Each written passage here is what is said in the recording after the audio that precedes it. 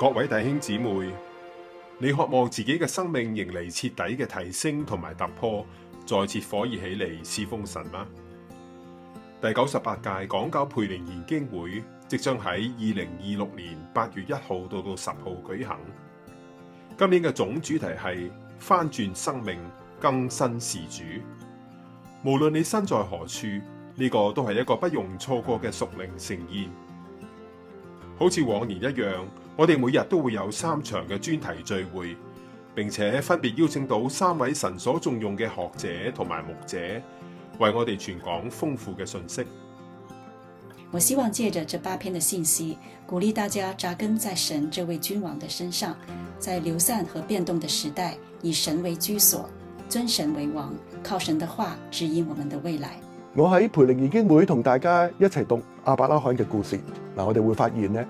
亞伯拉罕其實係一個好平凡嘅人，有佢嘅家庭背景，有佢嘅限制，有佢嘅無知甚至不信。當神呼召佢嘅時間，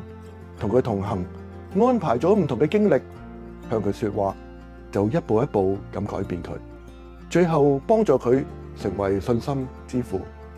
喺8月嘅10個晚上，我哋一齊探索徹底翻身嘅門徒生命轉化10個記號。呢10個記號包含3個方向：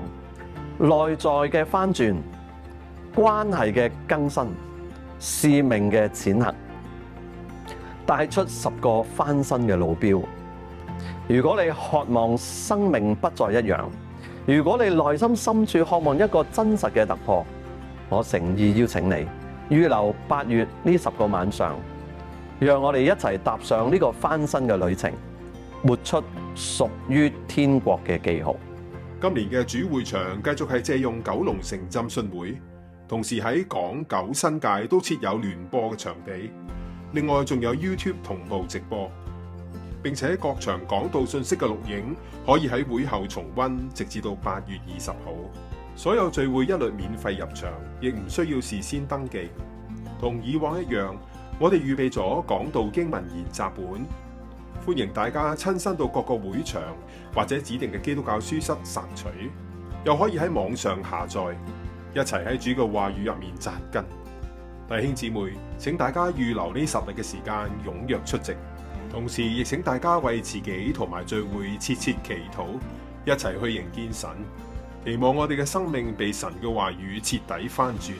並且響神面前更新我哋嘅委身同埋侍奉嘅心志。如果你想知道關於今年聚會嘅更多詳情，邊度有聯播嘅場地，或者想下載研習本，歡迎去到本會個網站瀏覽 www.hkbibleconference.org。8月1號到10號，我哋到時見啦！求主賜福，讓今年請大家繼續為大會嘅講員啦，我哋嘅事務禱告啦，要為你自己禱告，希望藉着禱告祈求，將我哋所要嘅帶到神嘅面前。神賜出人意外嘅平安，必在基督耶穌裏保守你們嘅心懷意念。求主賜福，讓你得我真係得着更新，有變化翻轉，整個生命係成為一個新造人嘅生命。願主賜福大家。